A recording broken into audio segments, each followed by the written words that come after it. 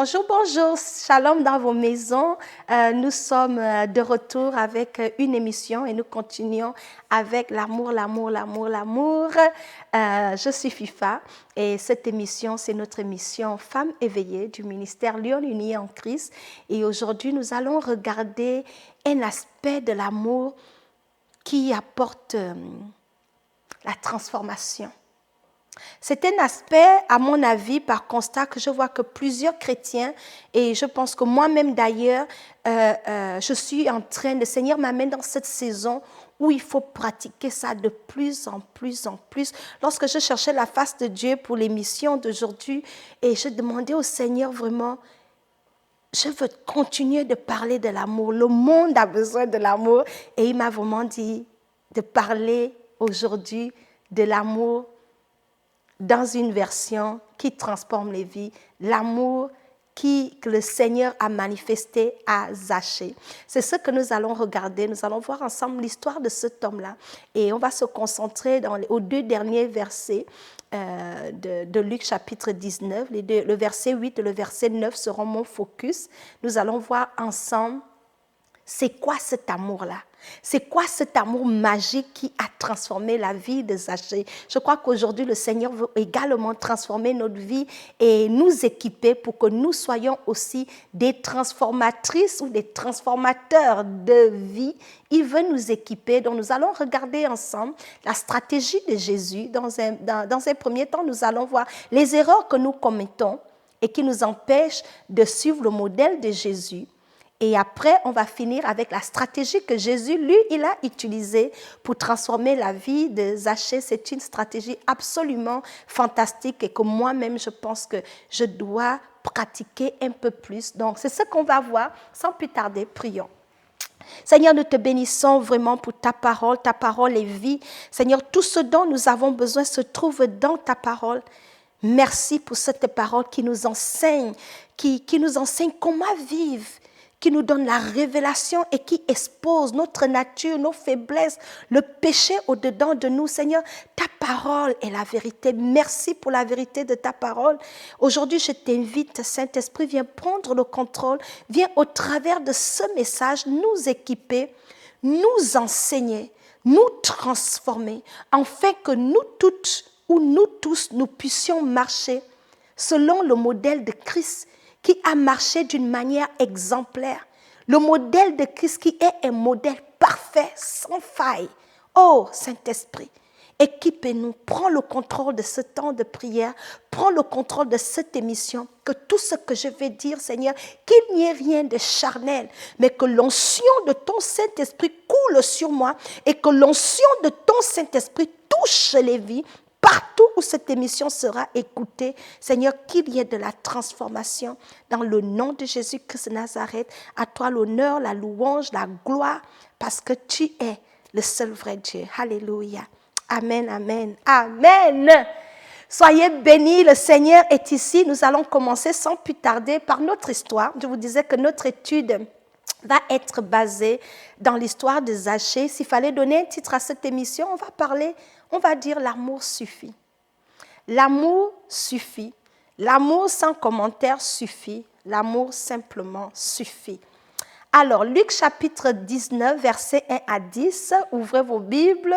Et si vous n'avez pas vos Bibles, vous pouvez vérifier vous-même. C'est bien de toujours lire la parole de Dieu pour nous-mêmes. Jésus étant rentré dans Jéricho, traversait la ville. Et voici un homme riche, appelé Zachée, chef des publicains, cherchait à voir qui était Jésus. Mais il ne pouvait y parvenir à cause de la foule, car il était de petite taille. Il courut en avant et montant sur un zygomore pour le voir, parce qu'il devait passer par là. Lorsque Jésus fut arrivé à cet endroit, il leva les yeux et lui dit, « Zachée, à toi de descendre, car il faut que je demeure aujourd'hui dans ta maison. » Zachée se hâta de descendre et le reçut avec joie. Voyant cela, tous murmuraient et disaient, « Il est allé loger chez un homme pécheur. » Mais Zachée, se tenant devant le Seigneur, lui dit, « Voici, Seigneur, je donne aux pauvres la moitié de mes biens.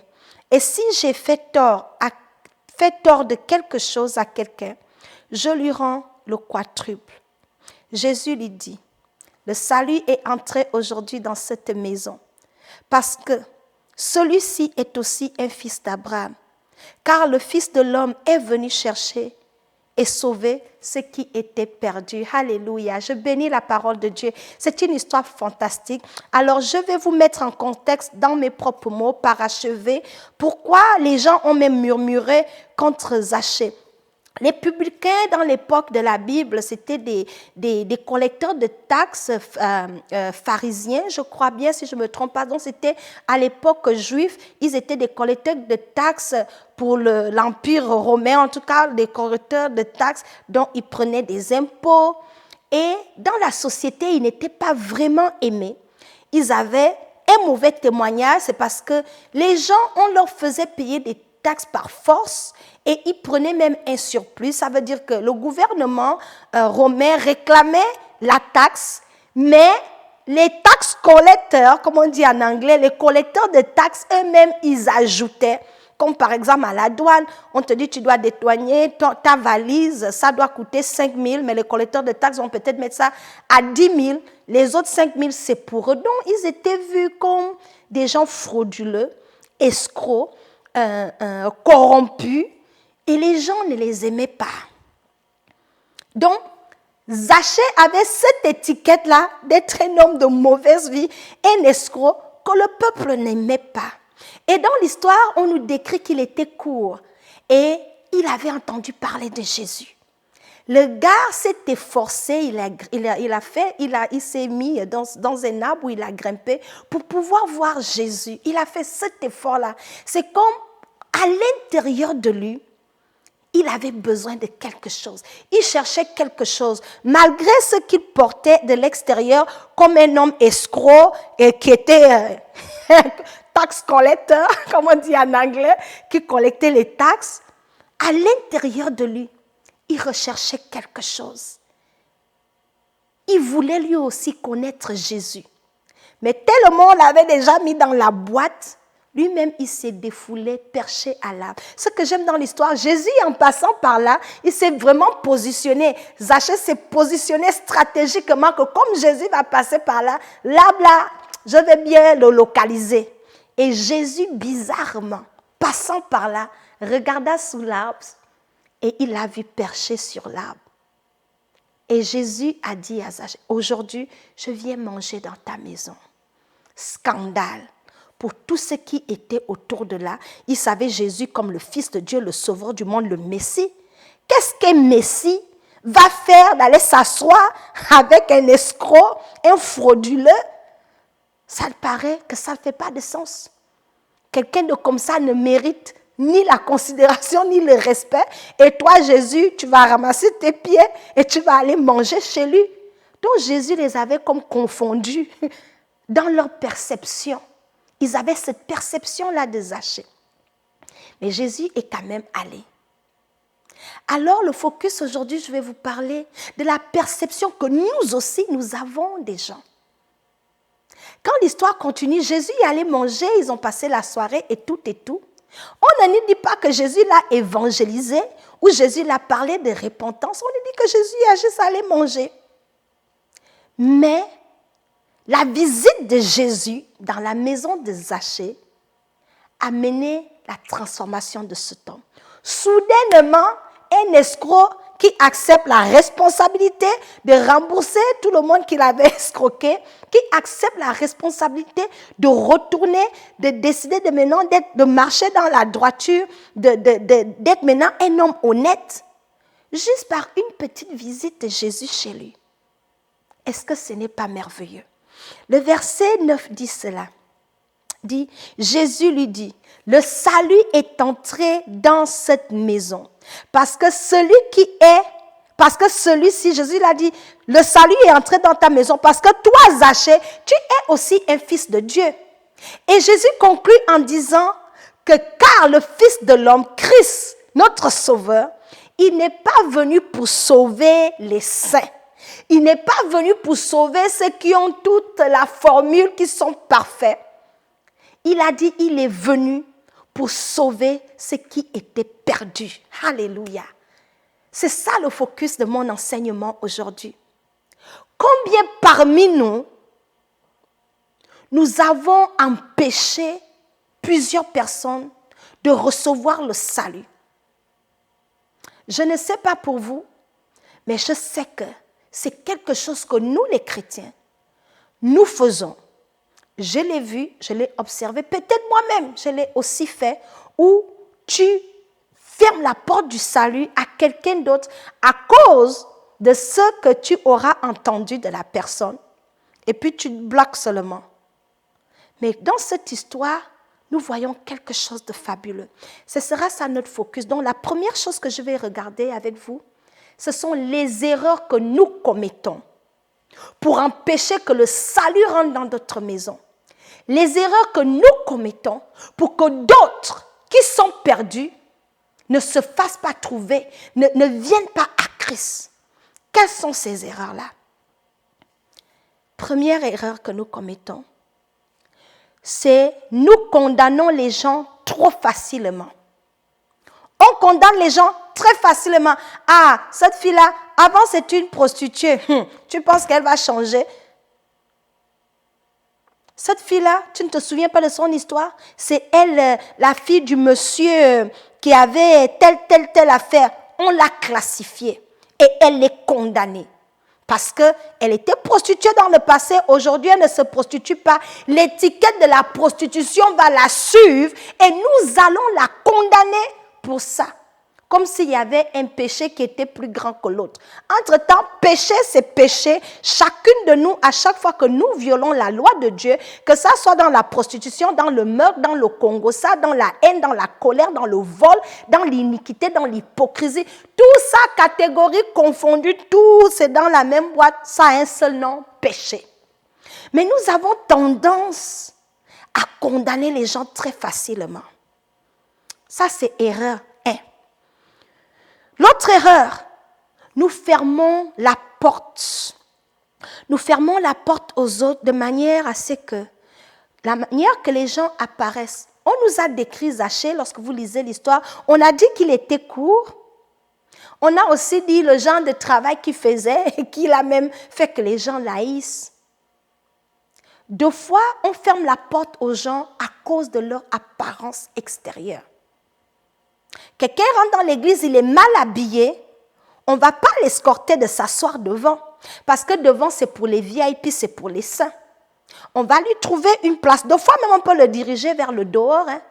Ou s'il est assis à côté de toi, tu vas te déplacer parce que tu ne peux pas t'asseoir avec quelqu'un qui est mal habillé, qui est sale. Toi, tu es bien habillé. Et on leur ferme la porte. Nous fermons la porte aux gens. Ensuite, nous sommes également influencés par ce que les gens disent. Deux fois, tu ne connais pas la personne, tu ne donnes pas la chance à la personne parce qu'une autre personne t'aura fait un Congo, ça, un mauvais rapport de cette personne-là. Fait que quand tu vois la personne, tu te méfies. Je ne veux rien avoir avec cette dame. Il paraît que quand elle habitait à Cotonou, là, c'était une femme de mauvaise vie. Et ma copine qui est à Cotonou m'a expliqué qui elle était, que c'était une voleuse. Donc moi, je ne peux pas m'associer avec elle.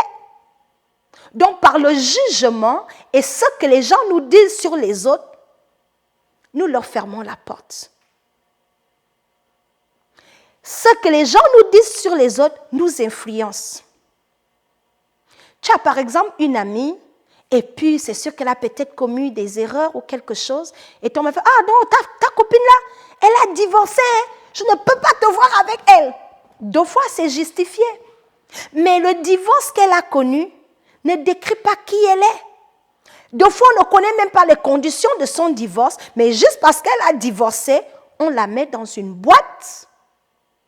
Et on ne donne pas la chance. Peut-être se divorcer comme Zachée et en train de vouloir se mettre à l'arbre pour rencontrer Jésus. Et Jésus compte sur toi pour la restaurer peut-être de son divorce. Mais son étiquette de divorcé va faire, on va la condamner, on va traiter de tous tous les noms, c'est juste un exemple. Ça peut être n'importe quoi. Vous voyez? Donc, voilà des erreurs comme ça que nous commettons et qui nous empêchent d'avoir les résultats que Jésus a eus dans l'histoire de Zachée.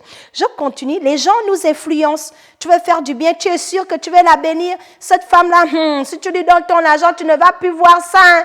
Oh, faut laisser dans le quartier, on la connaît, elle a la bouche.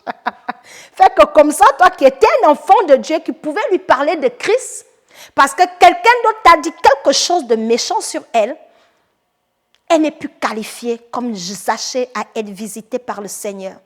Et puis, nous ne manifestons pas la grâce. Ça, c'est notre cinquième erreur. Quatrième erreur autant pour moi. Nous ne manifestons pas la grâce. Quelqu'un ment.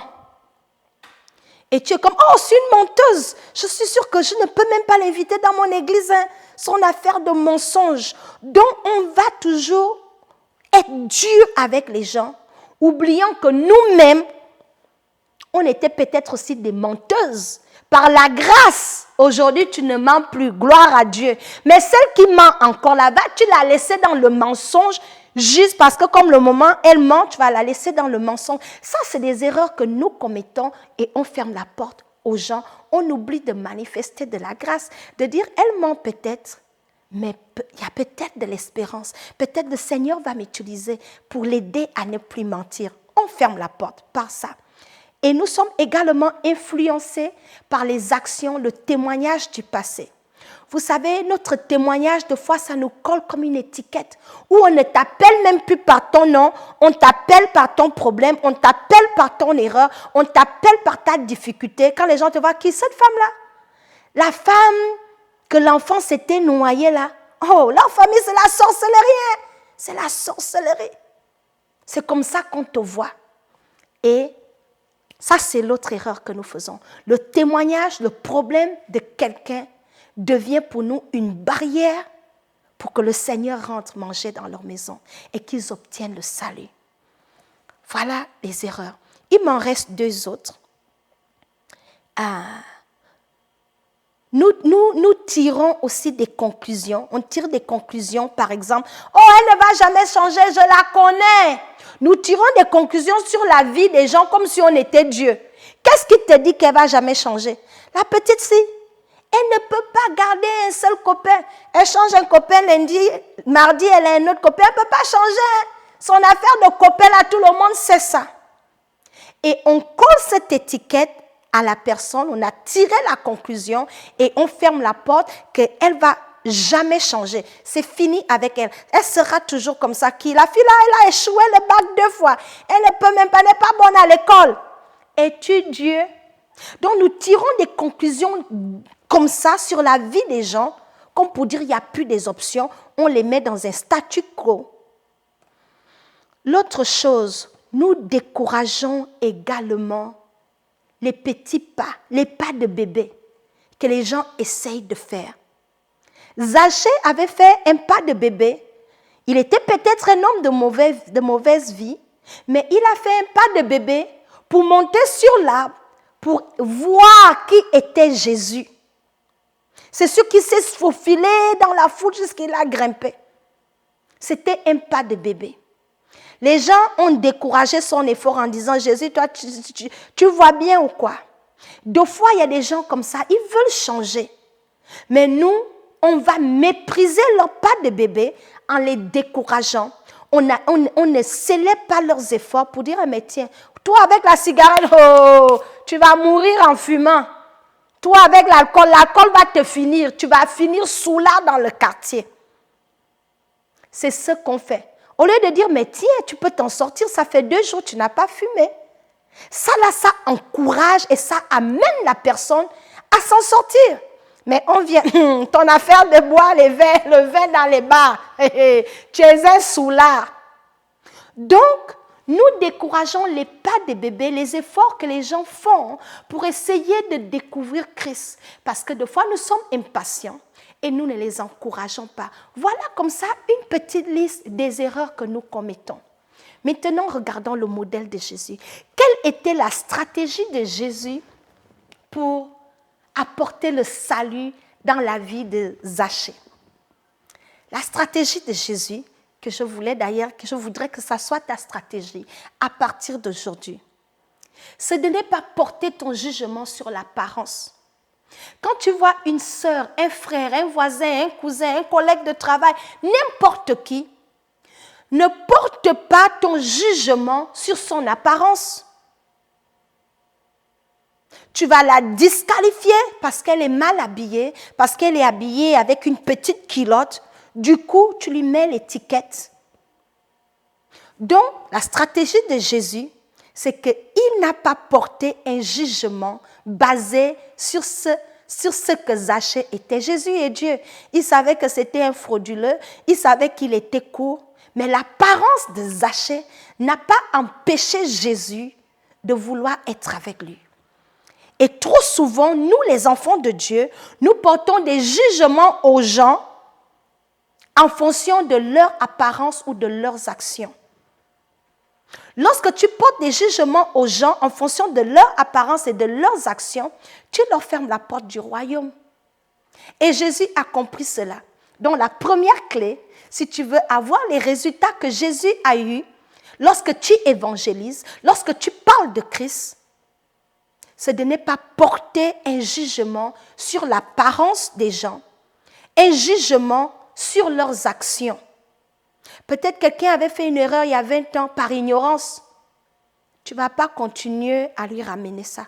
Qui ne fait pas d'erreur? Toi-même, tu as certainement fait des erreurs graves, peut-être même plus graves que pour le voisin. Alors, la stratégie qui amène le salut dans la vie, c'est de ne jamais porter de jugement sur l'apparence. Deuxième stratégie, de ne pas porter de jugement sur la réputation. Deux fois, on va avoir la réputation de quelqu'un. Oh, cette femme-là, elle est tellement bien, elle prie à l'église, elle prie. Sur ce jugement-là, tu vas peut-être dire, oh, peut-être c'est une sainte. Mais tu peux te tromper.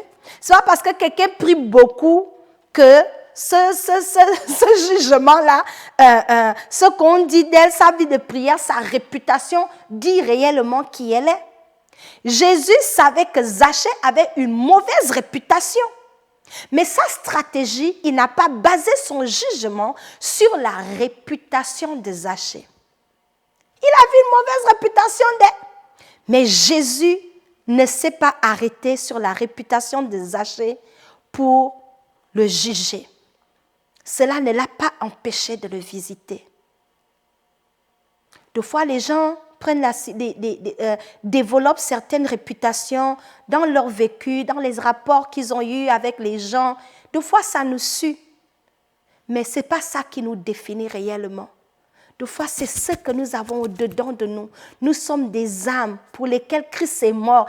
Et chacun de nous, nous avons, nous tous, des réputations. Nous avons notre apparence. Cela, l'apparence et la réputation ne devraient pas être notre jugement. Et ça, c'était une stratégie de Jésus. Première, il n'a pas porté de jugement sur l'apparence de Zachée qui était court. Jésus a dit, je m'en fous qu'il soit court, c'est une âme de Dieu. Il n'a pas porté le jugement sur sa réputation. Il a dit, c'est vrai que c'est un escroc, mais ça ne va pas m'empêcher d'aller chez lui. Troisième chose, troisième stratégie, c'est de demander à Dieu de te donner, de regarder au cœur. La stratégie de Jésus était, il était entraîné à regarder au cœur de Zachée. Jésus a vu l'effort que cet homme-là, s'il est monté dans l'arbre jusqu'ici, c'est qu'il y a un désir, un vide au-dedans de lui et il recherche un sauveur. Donc Jésus a regardé au cœur. Donc, nous devons, pour avoir les résultats de Jésus, lorsque nous sommes confrontés à des femmes et à des hommes autour de nous qui ont besoin d'un sauveur, nous devons regarder à leur cœur. Parce que c'est Jésus qui sauve. Et il continue de sauver des gens, des escrocs, des malfaiteurs, comme Zachée, même aujourd'hui. Et puisque Jésus n'est pas physiquement sur la terre, c'est à toi et moi d'aller et de toucher la vie de ces hommes-là. Et notre stratégie, pas de jugement sur l'apparence, pas de jugement sur la réputation, être conduit à regarder le cœur. Notre quatrième point, c'est toujours de demander à Dieu qu'est-ce qui peut en sortir de cette vie-là. Compter sur l'aide du Saint-Esprit pour la délivrance et le salut de ces personnes. Ne pas s'asseoir et dire que, oh, je l'ai déjà parlé de Dieu, elle ne veut pas écouter ça, regarde. Non. Ton travail, c'est d'apporter le message et de laisser le Seigneur faire le reste. Je vais terminer avec ce que le Seigneur a dit dans sa parole ici. Il a dit qu'il n'est pas venu pour ceux qui sont bien, mais il est venu justement pour ces gens de mauvaise vie-là, de mauvaise réputation. Il est mort justement pour leur sauver. Alors comment peux-tu, à partir de Jésus, à partir d'aujourd'hui, utiliser la stratégie de Jésus? Pour utiliser la stratégie de Jésus, la solution vraiment, c'est de donner le bénéfice du doute aux gens. C'est d'aimer sans relâche, c'est de pardonner, c'est de prier pour ces gens-là. C'est d'avoir la foi que Dieu est capable de transformer. Toi et moi, nous n'avons pas le pouvoir de changer les vies, mais la puissance du Saint-Esprit et de la parole de Dieu a l'art de transformer n'importe quelle vie, même la vie la plus catastrophique. Le Seigneur Jésus est capable d'amener le salut. Donc nous devons avoir la foi. Nous devons faire confiance à la puissance du Saint-Esprit pour transformer les vies. Et nous devons savoir que Jésus est celui qui sauve et celui qui transforme les vies. Et il est mort pour les personnes de toute catégorie, tout niveau de péché, toute réputation confondue. Le Seigneur Jésus veut les sauver. Alors il t'envoie, il m'envoie. Il dit, allez, ne vous laissez pas limiter par la réputation, par ce que les gens vont dire. Et la manière de Jésus, c'était l'amour. Il est allé manger avec lui, ils ont eu du bon temps. C'est sûr que Zaché a vu quelque chose en Jésus qui l'a donné le goût de tout changer. Le seul fait d'avoir passé du temps avec Jésus, il est devenu un homme bien. Il a eu le désir dans son cœur de laisser l'escroquerie, de payer ses dettes, de restituer ce qu'il avait volé à cause de l'amour de Dieu. Aujourd'hui, je vais conclure en disant que le Seigneur t'envoie. Va et sois comme Jésus. Deux fois, ce n'est pas coder tous les versets de la Bible. Deux fois, c'est simplement de l'amour que tu vas donner à quelqu'un. La considération, ton sourire, le respect, l'accueil. Juste être là à écouter la personne. La manière que tu vas te tenir peut donner envie à la personne d'être sauvée. Donc, manifestons de l'amour grandement. Utilisons le modèle de Christ pour gagner les vies. Jésus, on ne nous a pas dit qu'il a fait une campagne d'évangélisation chez Zaché. Ils ont juste mangé. Vas-tu manger avec quelqu'un de mauvaise réputation aujourd'hui? Vas-tu manger avec quelqu'un qui a eu un mauvais témoignage sans les juger, sans te fier à son apparence, à son passé, à sa réputation? Vas-tu considérer cette voisine qui n'a quasiment rien, qui est pauvre, et puis t'asseoir avec elle et lui parler de Christ? Ou tu veux juste des gens qui s'habillent comme toi, qui ont les belles voitures, les belles maisons, qui sont mariés, tu ne marches pas avec les femmes célibataires parce que le célibat, c'est contagieux. Vas-tu aujourd'hui briser les murs que nous mettons pour ne pas apporter l'évangile à ceux qui en ont besoin? Et ceux qui ont besoin de l'évangile, c'est justement ces personnes que nous condamnons. Et Jésus a terminé en disant, justement, je suis mort pour toutes ces personnes-là. Et votre manière, c'est de regarder au cœur et de faire confiance que Jésus sauve.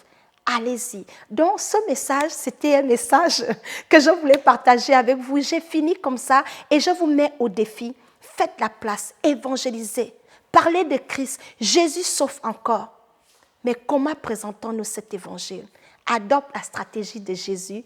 Lis le livre de Luc chapitre 19, partie du verset 1. Soyez-vous toutes bénies. Si vous avez aimé cette émission, aimez l'émission, partagez à vos amis, commentez et supportez notre ministère, bien sûr, en priant pour nous, afin que nous continuions de faire ce que nous faisons pour la gloire du Seigneur. Soyez bénis et que le Seigneur veille sur chacune de vous. Amen.